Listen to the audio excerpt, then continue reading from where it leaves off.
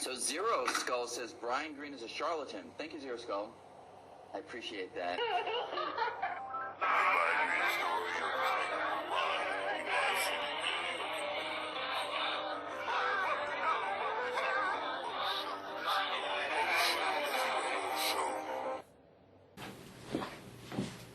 Hi, hello everybody. Everybody who is watching this, I guess. Who is watching this, I don't know. I'm ZERØ O School, and I'm doing a show now. It's called the ZERØ O Show, and this is that show. It's the most underground show in the world, I guess. I don't know. Instead of uploading a bunch of arbitrary short videos, I'll now shoot a bunch of such videos and compile them into a show with opening titles and ending credits, with an opening monologue and with a closing statement. And this is the introductory monologue to this particular episode. Okay? I will still do standalone gameplay videos of world record runs and high score runs, but for the most part I'm going to be doing this show for now. Maybe it'll be weekly or bi-weekly or monthly, I don't know, but I will put them out as often as I can. So far, nobody has asked me how or why I wound up doing a show, and it's actually a very uninteresting story.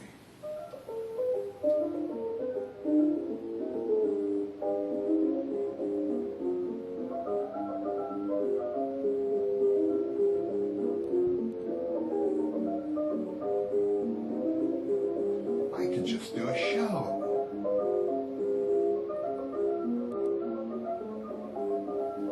See? I hope I remember to shoot something to put in there, otherwise it's just a shot of me staring at the camera for a couple seconds. It's a really uninteresting story. See? That just looks really weird. Anyway, I'm doing a show now. This is the show that I'm doing. It'll be of an indeterminate length. I'll be doing it for an indeterminate period of time. It'll be coming out at indeterminate intervals, and this is that show. It's the ZERØ O Show, and I hope you enjoy the show.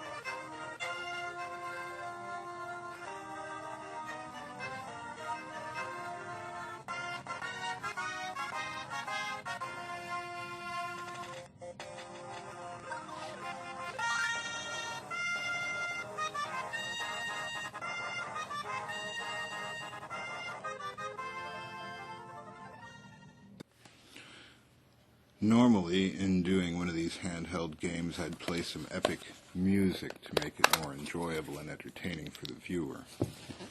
For this one, though, this is absolutely the worst Star Wars game, and I have to explain it to you as I show it to you. This is a game that is Return of the Jedi. It takes one battery to operate this game. There are 3 battery compartments.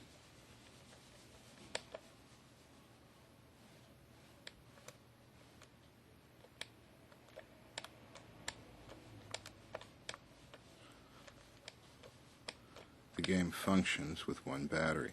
You can see I'm doing really poorly.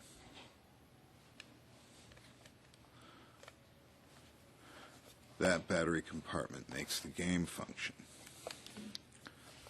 This battery compartment makes the game have sound.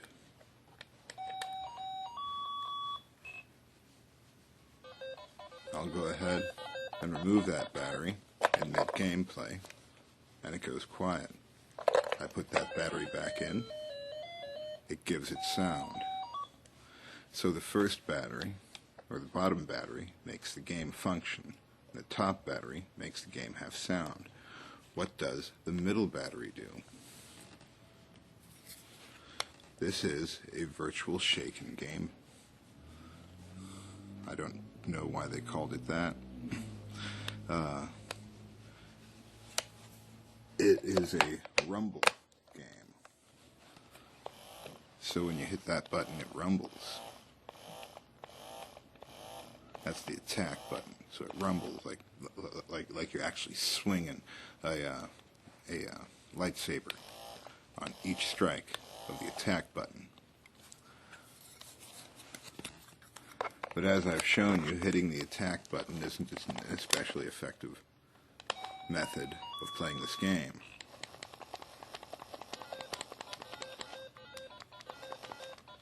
What you have to do is actually hold down the attack button and then hit the direction in which you want to attack, up or down. And then you have to change position by taking your hand off the attack button and moving.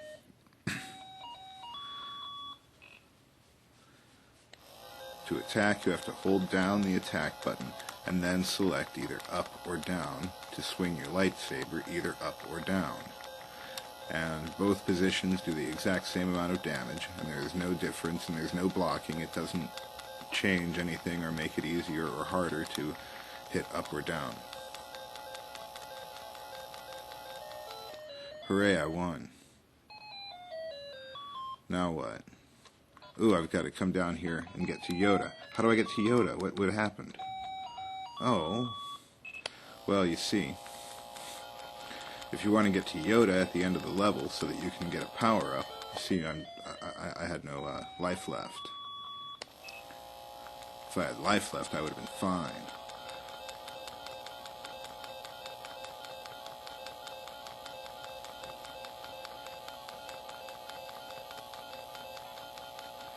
So now he's hiding from me.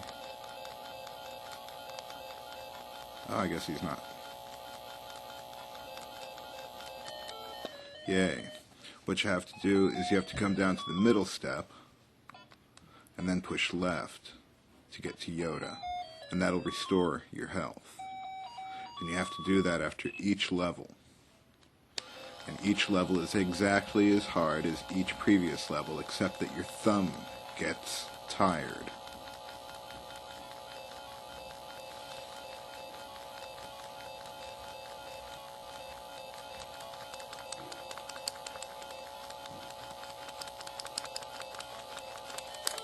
Ooh. And I lost. It'll play the game over music? No? Okay, there's no game over music. So the middle battery causes the game to vibrate when you're holding down the attack button. So it actually serves no function in enhancing the game, because it's not fun to be holding a vibrating thing in your hand all the time, because it'll actually make your hand go numb.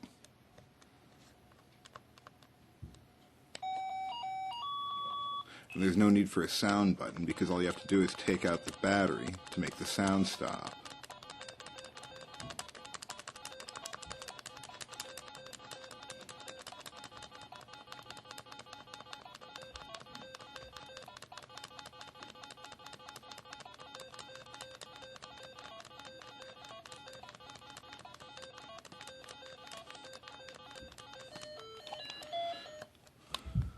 Anyway, this game is absolutely the worst Star Wars game ever. There's no reason for you to play it. There's no reason for it to exist. If you want to give it to your kids, they'll probably turn it into a vibrator, because that's what it is. Hold down the button and it vibrates. I could actually probably use it. You could probably use it as a Star Wars themed body massager. It's not Action Comics #1 or Detective Comics #27. Those rags are only important for introducing popular characters. What What I want to show you are two comics that I feel are important for what they did for the world and for society at large through the comic book medium. So these are two comic books which I say are actually vitally important to society at large. This first one I want to show you is called Squeak the Mouse. There is a video on YouTube that presents an animated version of the first chapter of Squeak the Mouse, which credits its storyboard and production design to the original comic. I can show you the first page, and I guess I can show you the whole first chapter, and I can also show you the last page, but I can show you very little in between because it's really pretty much pure smut. I remember seeing an ad in Heavy Metal magazine years ago with the tagline, "It's gory, it's pornographic, it's Tom and Jerry on acid." And that's about as much of that I can show you. As you can see, it starts to get quite gory right around there. And then I can show you the very last sequence. Cha-ching. The cat blows up the house. Lands out of there on the blast. Dusts himself off, sees another mouse, and you can see from the first page, unzips his hand and runs away, unzips his hand and runs away, and so you've got a complete story arc. It's gory, it's pornographic, it's Tom and Jerry on acid. There's reference inside the copyright page that the U.S. government brought this book to trial on a charge of obscenity on September 26, 1985. After 2 days of testimony, a jury voted unanimously that Squeak the Mouse was not obscene, and the shipment was released to the claimant, Catalan Publications. Warning: this book contains some cartoons of explicit sexual acts and violence. Sale to minors is prohibited. By purchasing this book, you have supported the fight for rights guaranteed by the First Amendment. Thank you. Massimo Mattioli is the author. This is copyright 1984, but it was apparently first published in 1982 in a comic magazine as a serial. So on August 1st, 1985, a shipment of 350,000 copies of this Italian comic book was denied permission to unload in New York and was later seized by harbor authorities because it was deemed purely pornographic and without artistic merit. But it did feature a full story with a definite story arc, so it met the basic standard for artistic merit, and the jury decided its content did not exceed community standards. This book, shipped from Italy, is a testament to America's First Amendment. So a friend let me borrow this book. It's a collection of odd science fiction stories edited by Groff Conklin. It was published in 1962. And the first story in it is by Alan Arkin. Alan Arkin, the actor. It's short and it's cute. It started out with Bonnie coming home. She finds her brother doing something over by the juicer. He's making a serum that he says without which the universe, something about in eternity regards for human beings, just weird stuff. Then he took the stuff that was in the juicer and poured it into a pot and put it on the stove for 10 minutes while he and Bonnie got involved in a rough game of basketball in the living room. And you can find that in an earlier episode. Bing, said the timer. Bob dropped the basketball on Bonnie's head and ran back into the kitchen. It's all done, he said, and took the cover off the pot. Only his dedication to his work kept him from showing the discomfort he felt with the smell that the pot gave forth. Phew, said Bonnie. What do we have to do now? Throw it out? No, stupid. We have to stir it till it cools and then drink it. Drink it? Bonnie wrinkled her nose. How can we have to drink it? Bobby said. Because that's what you do with experiments, stupid. But, Bob, it smells like garbage. Medicine smells worse, and it makes you healthy, Bob said while stirring the pot with an old wooden spoon. Bonnie held her nose, stood on tiptoe, and looked in at the cooking solution. Will this make us healthy? Maybe, Bob kept stirring. What will it do? You'll see. Bob took 2 clean dish towels, draped them around the pot, and carried it over to the Formica table. In the process, he managed to dip both cloth towels in the mixture and burn his already sliced thumb. One plastic handle of the pot was still smoldering from being too near the fire, but none of these things seemed to have the slightest effect on him. He put the pot down in the middle of the table and stared at it, chin in his hand. Bonnie plopped down opposite him, put her chin in her hands, and asked, "We have to drink that stuff?" "Yup." "Who has to drink it first?" Bob made no sign of having heard. "I thought so," said Bonnie. Still no comment. "What if it kills me?" Bobby spoke by raising his whole head and keeping his jaw stationary in his hands. "How can it hurt you? There's nothing but pure food in there." Bonnie also sat and stared. "How much of that stuff do I have to drink?" "Just a little bit. Stick one finger in and lick it off." Bonnie pointed a cautious finger at the tarry-looking brew and slowly immersed it until it barely covered the nail. "Is that enough?" "Plenty," said Bob in a judicious tone. Bonnie took her finger out of the pot and stared at it for a moment. "What if I get sick?" "You can't get sick. There's aspirin and vitamins in it, too." Bonnie sighed and wrinkled her nose. "Well, here goes," she said. She licked off a little bit. Bob watched her with his television version of a scientific look. "How do you feel?" he inquired. Bonnie answered, "It's not so bad once it goes down. You can taste the chocolate graham cracker." Bonnie was really enjoying the attention. "Hey," she said, "I'm starting to get a funny feeling in my—" And before she could finish the sentence, there was a loud pop. Bob's face registered extreme disappointment. She sat quite still for a moment and then said, "What happened?" "You've turned into a chicken." The little bird lifted its wings and looked down at itself. "How come I'm a chicken, Bob?" it said, cocking its head to one side and staring at him with its left eye. "Ah, nuts," he explained. "I expected you to be more of a pigeon thing." Bob mulled over the ingredients of his stew to see what had gone wrong. The chicken hopped around the chair on one leg, flapped its wings experimentally, and found itself on the kitchen table. It walked to the far corner and peered into a small mirror that hung on the side of the sink cabinet. "I'm a pretty ugly chicken, boy," it said. It inspected itself with the other eye, and finding no improvement, walked back to Bobby. "I don't like to be no chicken, Bob," it said. "Why not? What does it feel like?" "It feels skinny, and I can't see so good." "How else does it feel?" "That's all how it feels. Make me stop being it." "First tell me better what it's like." "I told you already. Make me stop being it." "What are you afraid of? Why don't you see what it's like first before you change back? This is a valuable experience." The chicken tried to put its hands on its hips, but could find neither hips nor hands. "You better change me back, boy," it said, and gave Bob the left-eye glare. "Will you stop being stupid and just see what it's like first?" Bob was finding it difficult to understand her lack of curiosity. "Wait till Mom sees what an ugly mess I am. Boy, will you ever get it." Bonnie was trying very hard to see Bob with both eyes at once, which was impossible. "You're a sissy, Bonnie. You ruined the opportunity of a lifetime. I'm disgusted with you." He dipped his forefinger in the serum and held it toward the chicken. It pecked what it could from the finger and tilted its head back. In an instant the chicken was gone and Bonnie was back. She climbed down from the table, wiped her eyes, and said, "It's a good thing you fixed me. Boy, would you have ever got it."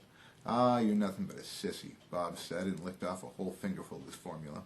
"If I change into a horse, I won't let you ride me. And if I change into a leopard, I'll bite your head off." Once again there was a loud pop. Bonnie stood up, wide-eyed. "Oh, Bob," she said, "you're beautiful." "What am I?" Bob asked. "You're a beautiful St. Bernard. Bob, let's go show Melissa and Chuck." "A St. Bernard?" The animal looked disgusted. "I don't want to be no dog. I want to be a leopard." "But you're beautiful, Bob. Go look in a mirror." "Nah." The dog paddled over to the table. "What are you going to do, Bob?" "I'm going to try it again." The dog put its front paws on the table, knocked over the serum, and lapped up some as it dripped on the floor. Pop went the serum, taking effect. Bobby remained on all fours and kept on lapping. Pop went the serum again. "What am I now?" he asked. "You're still a St. Bernard," said Bonnie. "The devil with it then," said the dog. "Let's forget all about it." The dog took one last lap of serum. Pop! Bobby got up from the floor and dejectedly started out the back door. Bonnie skipped after him. "What do we do now, Bob?" she asked. "We'll go down to Thrifty's and get some ice cream." They walked down the hill silently, Bobby brooding over having been a leopard and Bonnie wishing he'd stayed to St. Bernard. As they approached the main street of the small town, Bonnie turned to her brother. "You want to make some more of that stuff tomorrow?" "Not the same stuff," said Bob. "What'll we make instead?" "I ain't decided yet. You want to make an atomic bomb?" "Maybe." "Can we do it in the juicer?" "Sure," said Bob. "Only we'll have to get a couple of onions." And that's People Soup by Alan Arkin. I'm making waffles. The waffles are fun. I'm making waffles. 'Cause waffles are fun. I'm making waffles. I'm up with the sun to make some waffles. Waffles are fun. I got my eggs, my flour, and baking powder, and a waffle line. That'll lie to make some waffles. Waffles are fun.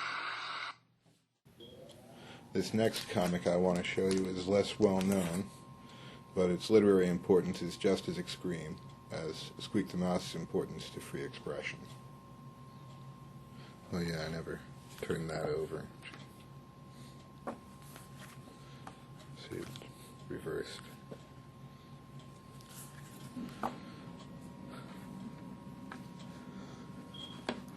Gru the Wanderer, issue 100. Published by Marvel in 1991, written and illustrated by Sergio Aragonés, who you know most prominently for his between-the-panel cartoons from Mad Magazine, is probably the single most important comic book story ever published in a popular format, if you ask me. Gru the Wanderer 100 is important for what it says about literacy and illiteracy, humanity, trust, understanding, miscommunication, confusion, memes, war, peace, wealth, poverty, social standing, social classes, lonesomeness and loneliness, reaching out to others, mistreatment and fair treatment of others, forgiveness, giving up, giving in, giving over, sharing, trying, failing, self-reflection, learning and wanting to learn more, trusting rumors rather than double-checking the facts, all in 28 fully illustrated pages.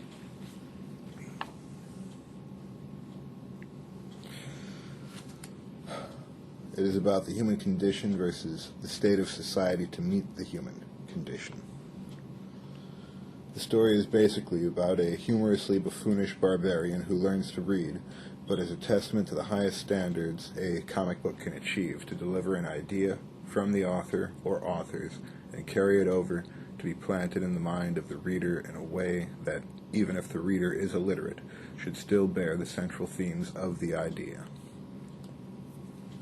It opens with a self-portrait cartoon of Sergio Aragonés essentially saying to the reader that English is his second language, and he is not good at reading or writing in English, but he has assistants who help him, and so despite his literacy handicap, he is still able to write and publish stories for an English audience that come through clear. And that is because he knows and admits to his inability to read and write in English very well. It is only because he was helped by others that he made it so far, and now he never forgets anything, except his tuxedo pants at the 100th issue gala. But,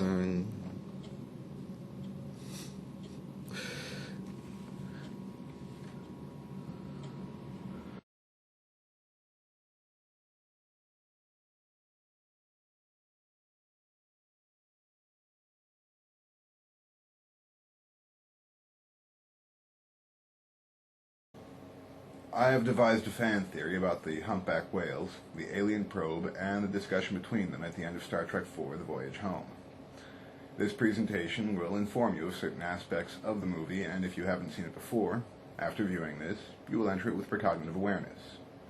If knowing certain aspects of a story ruins it for you, you probably have problems with your headgear and should possibly seek medical attention.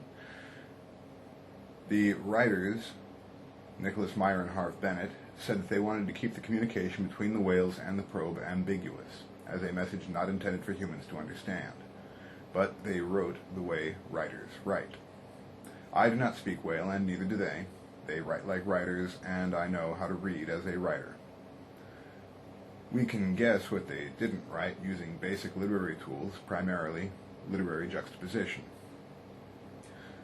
This only came to me recently, as I hadn't seen the movie in years, and I'm the sort who always watches the special features. According to the screenwriters, Nicholas Meyer and Harve Bennett, Saavik, who was left on Vulcan at the start of the movie, was originally intended to be pregnant with Spock's child. On Saavik's pregnancy, I wrote 2 scenes, Bennett stated in the Star Trek interview book on page 270. Knowing this fact changes the whole scenario as it concerns Spock. Spock, if you watch the previous 2 movies, has just been brought back to life and would be expecting a child while bringing the extinct whales back to life with one of them pregnant. Spock is thus juxtaposed to the whales, but specifically to George, the male. Therefore, Spock's actions and his storyline are directly relevant to George. The Klingon bird of prey is exactly juxtaposed against Spock's coffin as the probe is juxtaposed against the Genesis device terraforming Earth into a place hospitable to whales. Therefore, the juxtaposition carries over to Spock at the start of the film, being unable to complete the test in stumbling over answering the question of, "How do you feel?" This counterposes the probe calling out to the whales, who cannot answer. Spock and the whales are in fact so intertwined in the story that Spock is really the only crew member required to accomplish the tasks throughout the movie and complete the whole mission, except for his impersonable behavior, which keeps people standoffish about him, limiting his negotiation skills. First, Spock decides that he cannot answer the question until he himself has saved Earth, the Federation, and the universe as they know it, from total destruction. Of course, if Spock hadn't been resurrected and brought back to Earth just then, nobody else could have determined a course of action that could have saved the day. Consider how truly useless everyone but Spock is in Voyage Home. Uhura's ears cannot name the signal from the probe, but Spock can recognize it as whale song. The song of specifically the extinct humpback whale, delivered at a pitch that could only be heard correctly once the sound had penetrated water. Spock then plots the computations for time warp, and nobody but him could have done it, and Jim just lets him go and trusts him every step of the way. I'm sorry, Captain Kirk. Admiral Kirk at this time. He's Captain Kirk by the end of the movie. Haha, spoilers, it's ruined for you.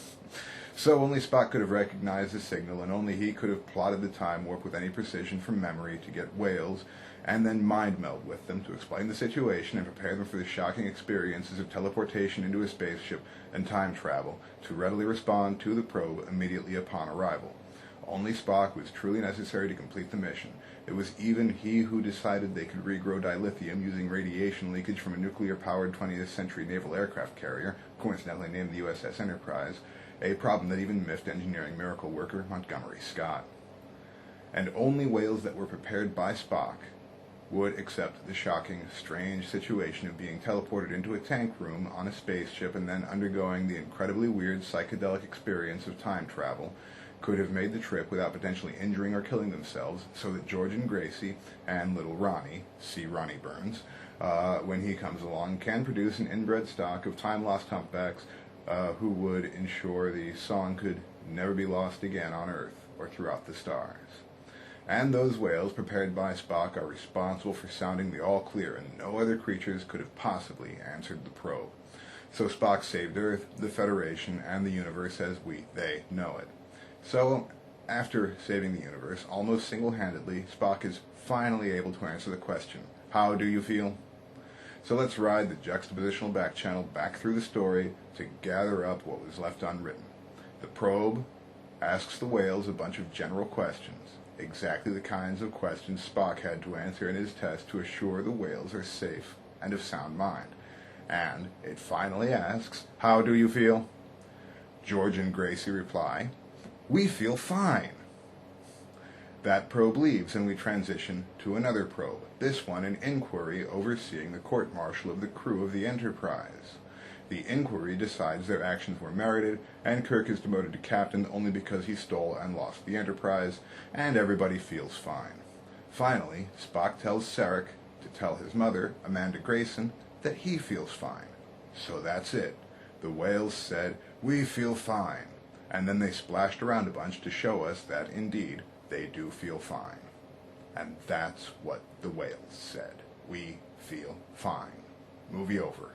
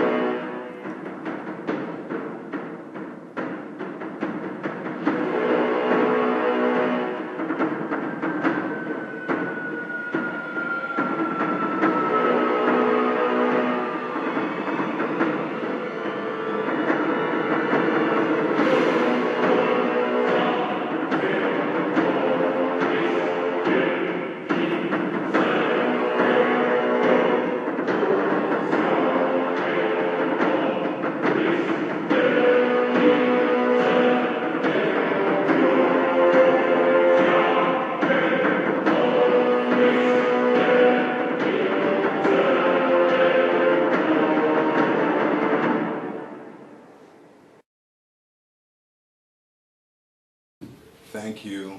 Thank you, everybody. That's it for tonight. Comic books and time-traveling whales. Total waste of time. Have fun.